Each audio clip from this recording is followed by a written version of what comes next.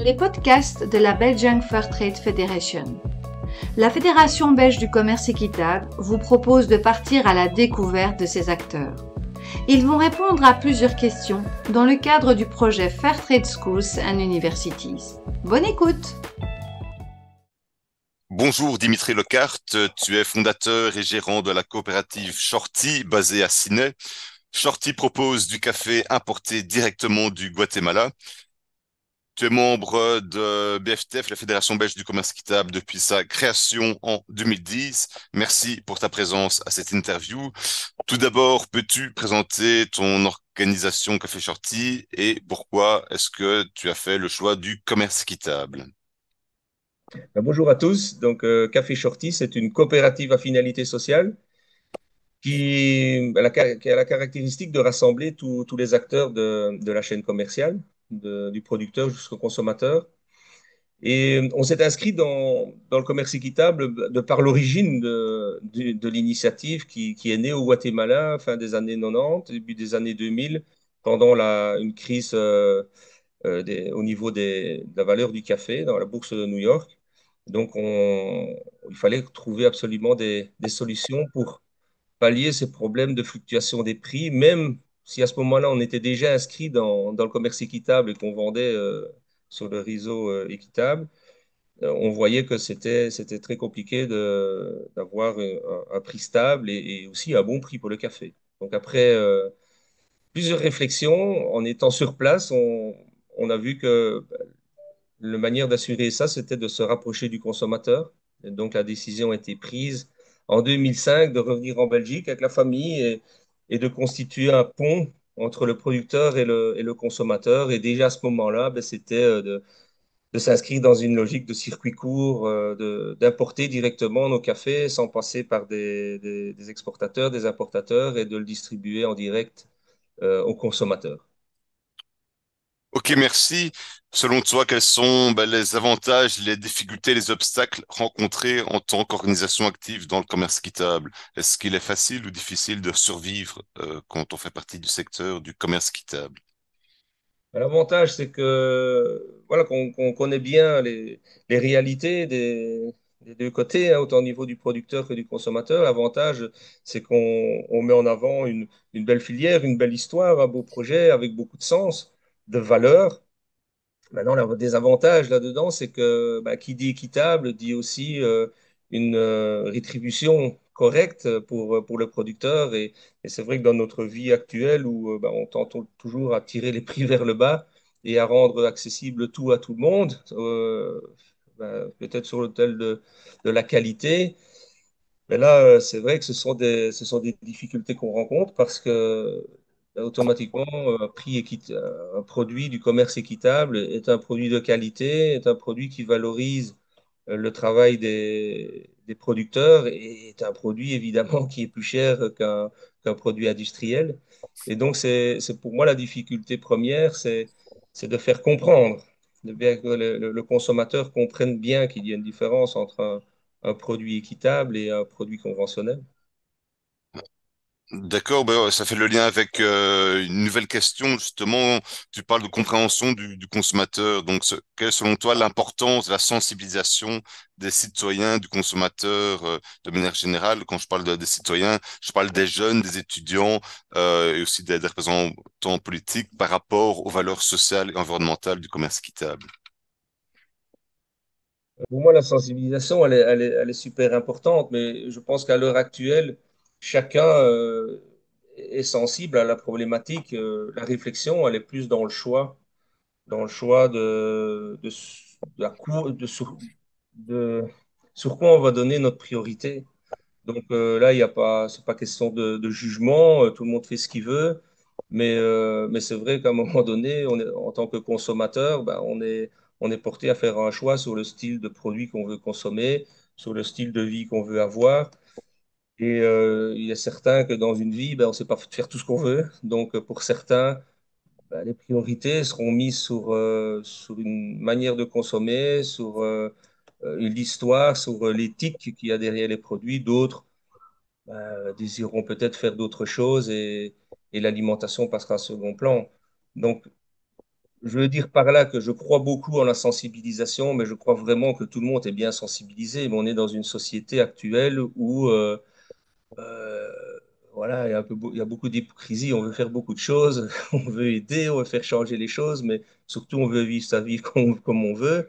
Et la sensibilisation, elle est là. Ce qu'il faut, c'est qu'à un moment donné, chacun doit prendre ses responsabilités et faire ses choix.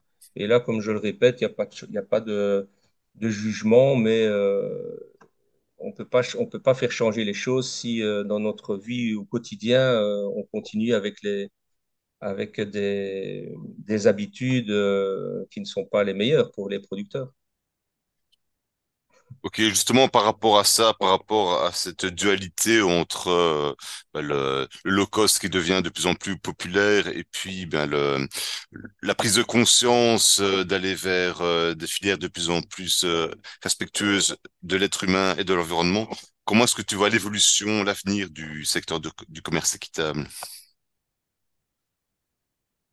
Ah, ben, c'est difficile de voir l'avenir parce que même si on voit, je suis heureux de voir qu'il y a beaucoup d'initiatives qui voient le jour et qui essayent de faire de bonnes choses, même si on n'a pas souvent des informations complètes pour montrer les filières.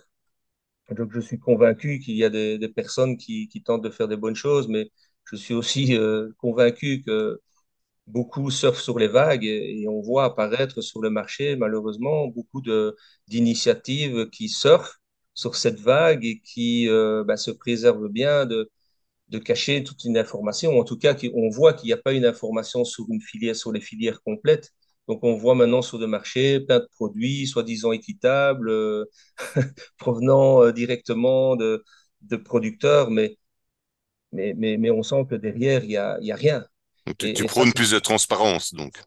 oui, beaucoup plus. Mais je me mets aussi à la place du consommateur, qui pour lui, c'est très compliqué d'aller chercher derrière tout ça. Et souvent, il y a beaucoup de nouvelles sociétés qui arrivent où bah, ce sont des bons communicateurs. On voit que les sociétés modernes se reposent beaucoup sur la communication et c'est très facile de faire des belles histoires à l'heure actuelle, d'aller faire des photos, de, de montrer une pseudo-relation. Et c'est dommageable pour les initiatives qui vraiment essayent de voir le jour et de faire quelque chose de bien. Quelle serait la solution pour toi, justement, pour lutter contre ce qu'on peut appeler le fairwashing? Ah, c'est difficile parce qu'on sent de nouveau que on a une société à deux courants, quoi.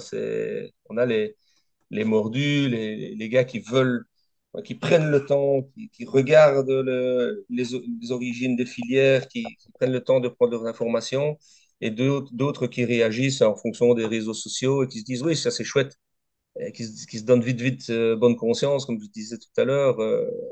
Ouais, on consomme quelque chose de bien et en même temps, on va pas trop regarder parce qu'on voudrait pas être déçu d'aller trouver quelque chose.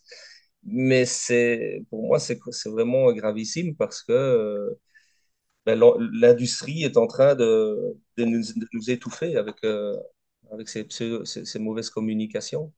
Parce que ils communiquent sur des prix, en fin de compte, qui sont sur des produits dont les prix sont moindres que les filières, vraiment les vraies filières. Donc là, on a un conflit. Ok, donc c'est un débat, un sujet très compliqué. Ouais, En tant qu'entrepreneur du commerce équitable, est-ce que tu aurais un conseil aux jeunes, aux futurs potentiels entrepreneurs qui voudraient se lancer dans un projet de commerce équitable? c'est difficile de donner des conseils parce que chacun développe sa société comme il le sent et comme il le veut. Mais pour moi, quand on prétend développer une initiative de commerce équitable, ben, le centre de tout ça doit rester les conditions de vie, les conditions de vente du petit producteur, indépendamment d'où il se trouve.